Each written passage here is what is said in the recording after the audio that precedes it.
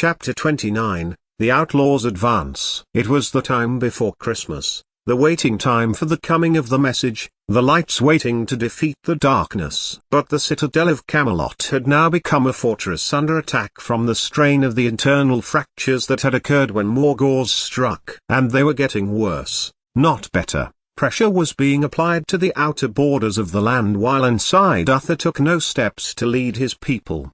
Indeed, Arthur had taken on a proxy command, strategizing the army as around them new enemies were coming to light. Winter had given way to a cold spring. The Saxons under Sennead would not attack until the start of the season, while the enemy Cymric would be weaker and could be easily defeated. The lack of supplies and food would be fatal, too, to the king of the old White Goat kingdom that Sennead had taken over, with, of course, the permission of Bayard. From all aspects of the castle the green and yellow banners of Sennead's army were clear, not yet moving, but there is a reminder that war was coming. Whether Sennead knew he was part of a plot being managed by Morgause or if he was merely a mercenary king, satisfied with land and tribute, no one could say, but Leon, who had called the knights together just before the start of Lent, was in no doubt of the true force waiting for them. Whatever happens, Morgause and Sennead desire the end of the Pendragon line,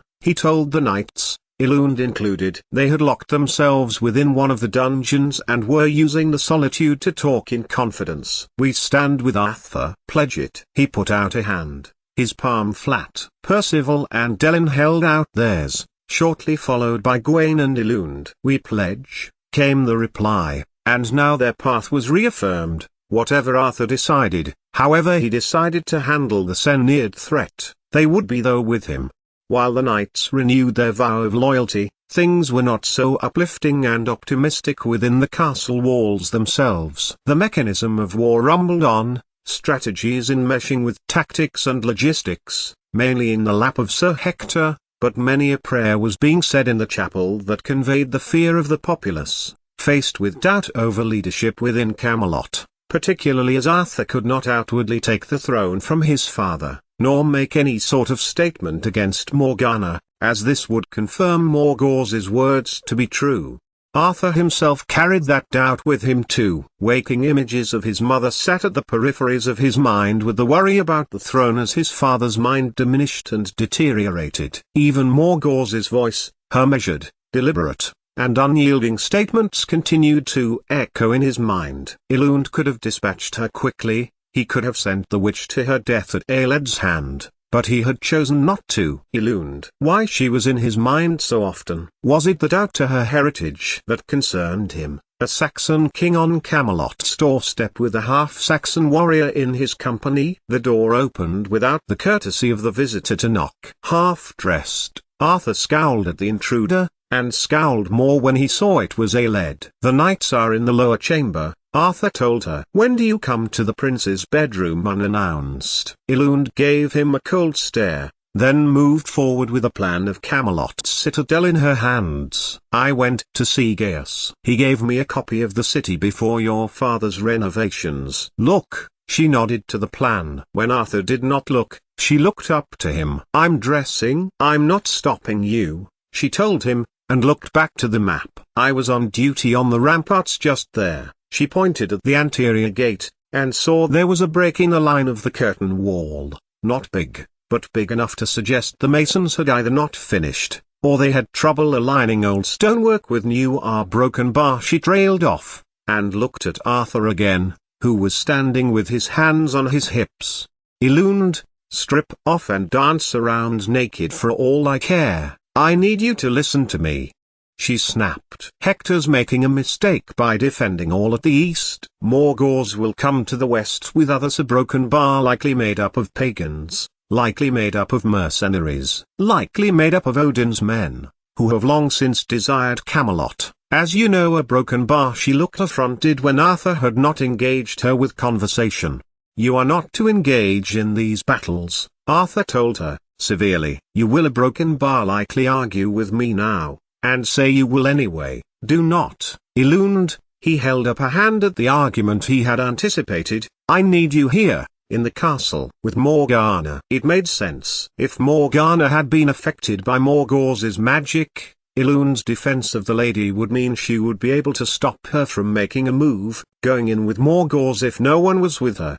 "Will you do this for me?" There was no please, nor was there a command, simply a request to follow a logical line of strategy. "Then, listen to me now, Arthur. You have the ultimate influence on your knights, on your men. If I am staying with Morgana, listen to what I have to tell you." And Arthur did. He watched the firm line of her mouth fix on the map, watched her hand run over it with the precision of a general as she described the vulnerabilities of the castle where Hector and the others had only seen defenses, tracing exits where others saw reinforced walls were the end of the story. He watched her body, watched her poise, and fought his urge, focusing instead on Gwen. 88,888,888. And Ilund was glad to have seen Arthur and explained what she saw as clear as day. Whether he would listen to her or not was his decision. She could not help the prince if he would not help herself. She tried to take the steps up to the rampart that evening, but the something she was putting off from even thinking about made her stop, and lean against the cold stonework. Without, seemingly, her own will to do it, Ilund began to make her way back down again, and crossed the courtyard, heading towards Gaius's tower.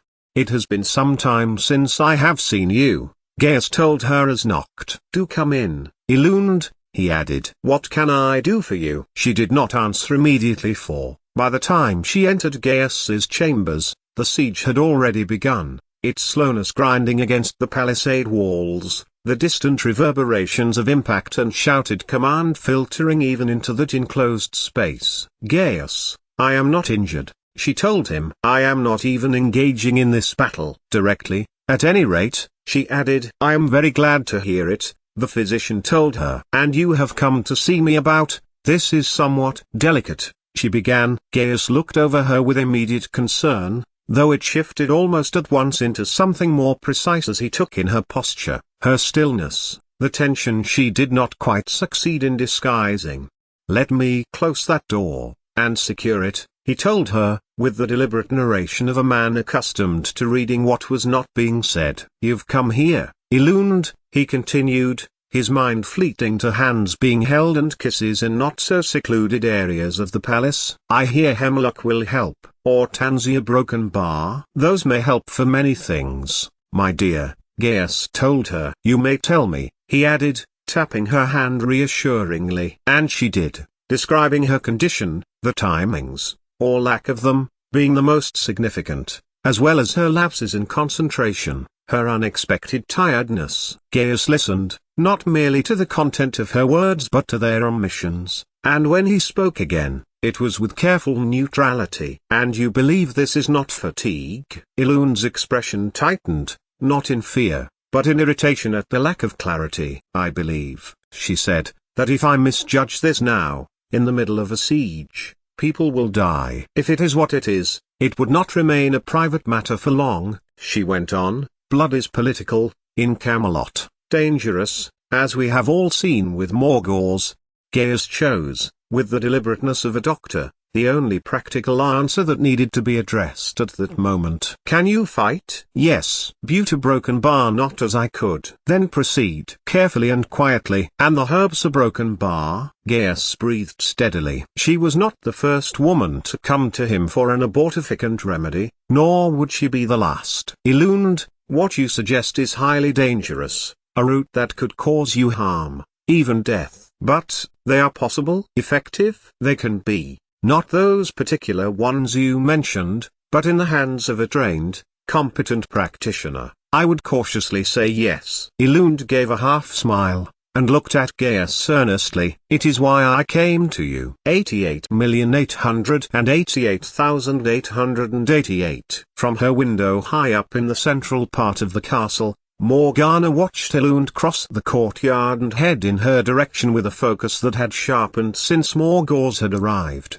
She could see in a way that she had never seen before. Additionally, her dreams had not bothered her, nor had the fear of magic, and she watched the people who were working below to keep the Saxons from their gate, watched them interact, watched them work with efficiency to bring weaponry, arsenal, arrows and bows to the men on the battlements. And in Ilund, she saw a figure who not only did not blend in, but stuck out. Her guard existed both within and without the court structure, garnered her strength from the peripheries of the world, not directly from the castle. She was a person to watch, a person sent to watch her. My lady. Wrapped up in her own thoughts, Elund did not expect to see the Lady Morgana in the corridor but in her room. Morgana ushered her in, and Elund did as was expected in a siege and locked the door. Elund, tell me about your time before Camelot, Morgana asked her. I know you are half Saxon, everyone does since my father tried to marry you. Where does your gift of violence come from? Why do you fight for a city that tried to crush you? Elund's answer came without hesitation. She stood before the lady and gave it. I don't fight for the city. Morgana stepped into her path, pressing further. And yet you defend it. I defend people, Elund replied. There's a difference. It was,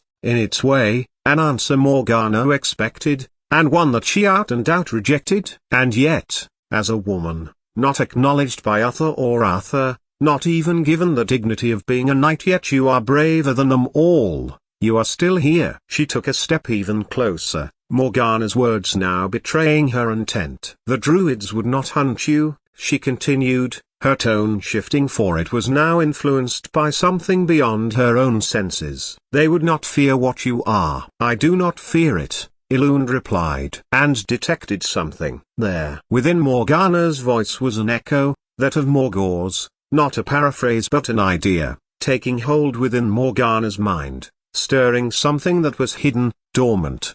I'm not one of yours. I do not have magic as you do, my lady. There. Elund had said it. She did not fear magic, but merely stated it. And yet it challenged her idea of Arthur. Something that was untamed and untamable. She had come from a tiny village where her best friend had been of magic, just as Morgana was, and had been given the opportunity to train. And now, here Elund was, almost in line with Arthur, who was, it was obvious now, clearing a path for Arthur to take the throne with little to challenge him.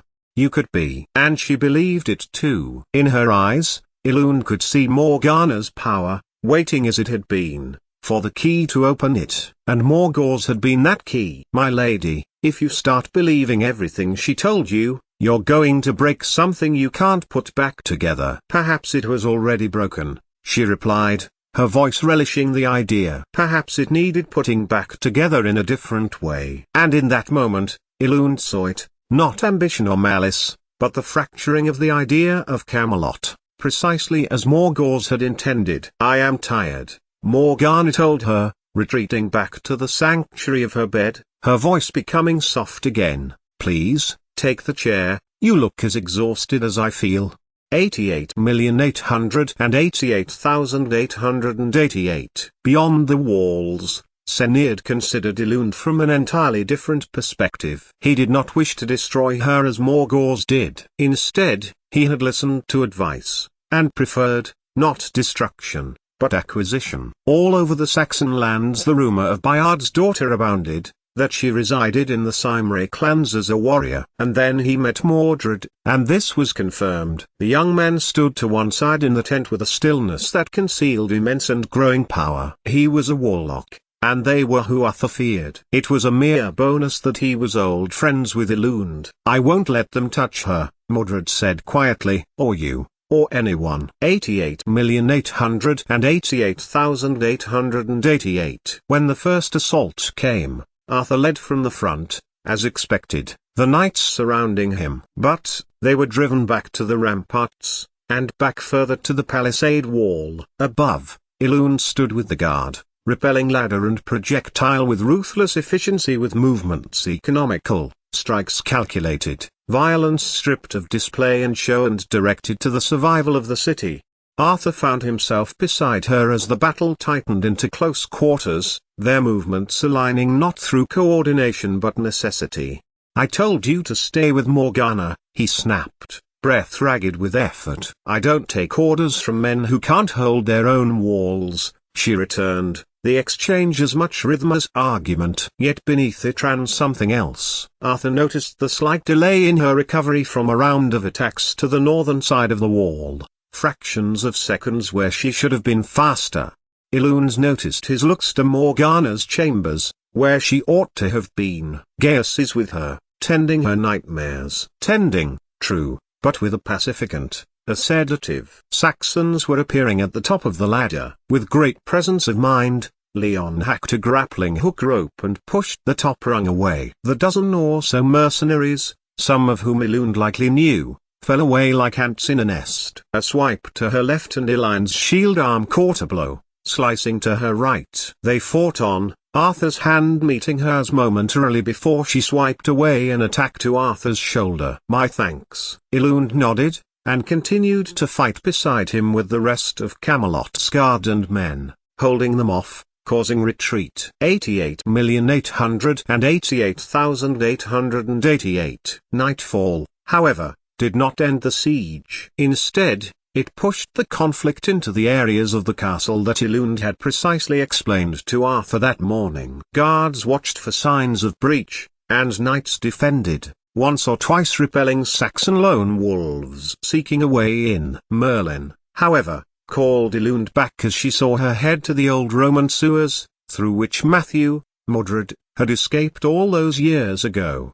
Elune need a broken bar. "I'm going into the tunnels," she told him. He protested, but she waved her damaged arm in his direction dismissively. "You're bleeding," Merlin told her. "I'm fine." But she stopped as a wave of nausea passed over her. Elune guessed, but could do nothing about it now, for they were fighting for the existence of their very land. Should Senied and Morgause succeed, Camelot would no longer exist, and a ruler from Mercia and a witch of the pagans.